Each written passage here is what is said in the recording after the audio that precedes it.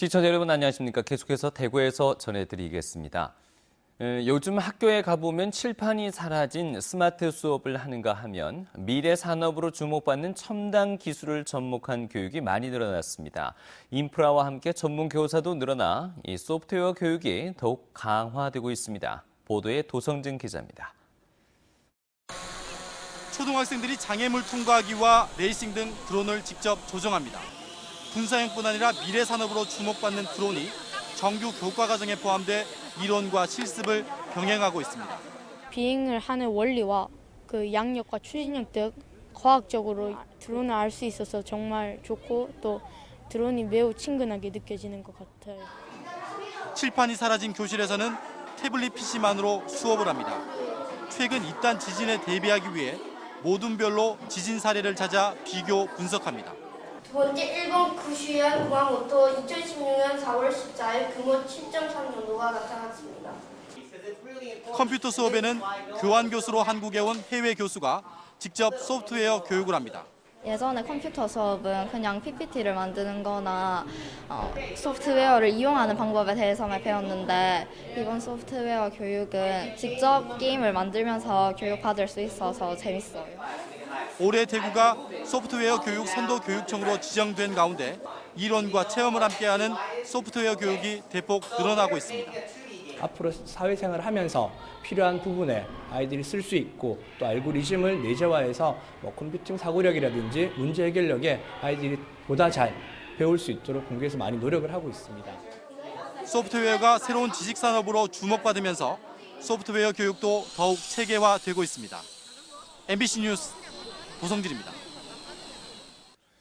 네, 대구와 경북지역은 오늘 가끔 구름 많은 날씨에 일교차 큰 하루였습니다. 이 낮 최고 기온이 대구 19.7도, 구미 17.5도, 안동 18.8도, 포항 19.8도까지 올랐습니다. 내일은 새벽부터 비가 오다가 오후에 차차 그치겠고 예상 강우량은 5에서 20mm입니다. 내일 아침 최저 기온은 대구, 구미 13도, 안동 12도, 포항 14도, 낮 최고 기온은 대구 16도, 구미, 안동 15도, 포항 18도로 오늘보다 낮겠습니다.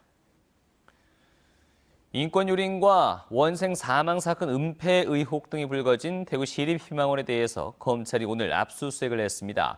대구지검 강력부는 수사관들을 대구 시립희망원에 보내 시설 운영 자료와 회계 자료 등을 확보했습니다. 검찰은 이 밖에 시립희망원 급식업체 대표이사의 사무실과 집, 그리고 시립희망원 회계 책임자 집 등 15곳을 압수수색했습니다.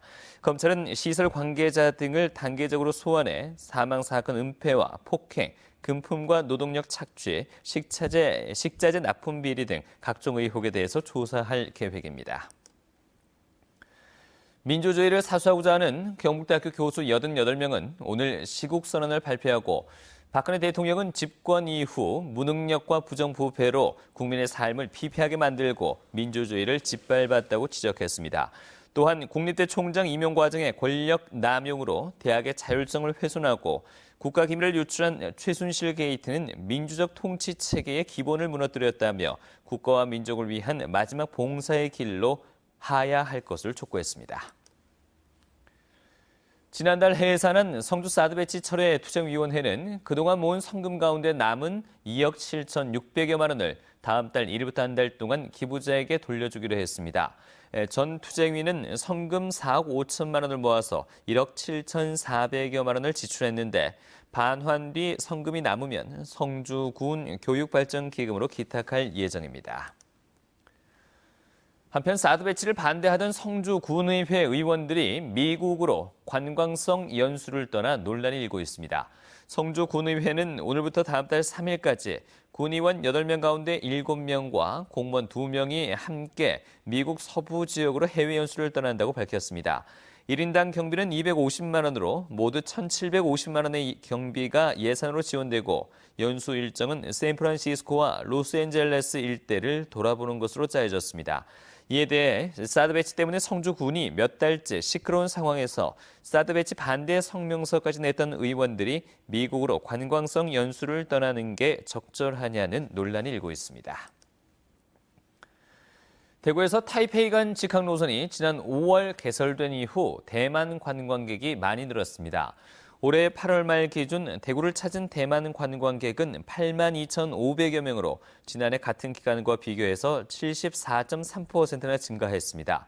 대구 타이페이 간 노선은 현재 매주 14차례 운항되고 있습니다. 경상북도는 포항경제자유구역과 주변 지역에 지정했던 토지거래 계약 허가 구역을 오늘부터 해제한다고 밝혔습니다. 지금까지 대구에서 전해드렸습니다. 고맙습니다.